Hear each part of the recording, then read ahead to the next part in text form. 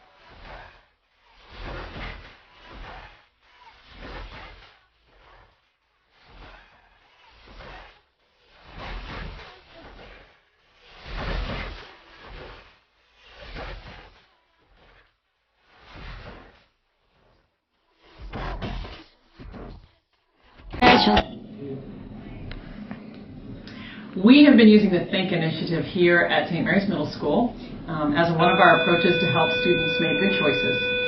My guidance counselor, Mrs. Moore, and I are always looking for ways to help middle school students as they're making those difficult decisions. Middle school students tend to be impulsive, and that's something we're helping them learn to control and grow in. And this is a strategy that I think anybody can put to use quickly, and it's been very effective. I use it right here in my office. When students come in, frequently we're dealing with problems where they are saying things, writing things, texting things, putting things on Facebook that are either causing problems or are going to cause problems soon for them. And so I find this to be a really fast and easy test, and it usually diffuses kids really quickly, because when students are making bad decisions about how they're using language, a lot of times they have a million excuses and they want to blame other people and they want to say yes, but.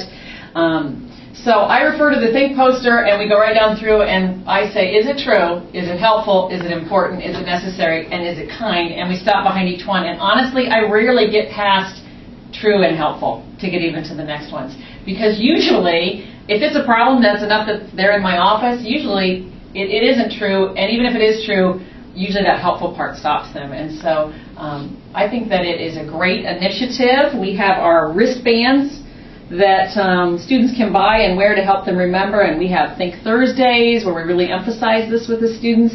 But I do think it's a great little initiative that can be used quickly and easily by anybody to help students make better choices. So I'm really excited to be using this in the middle school.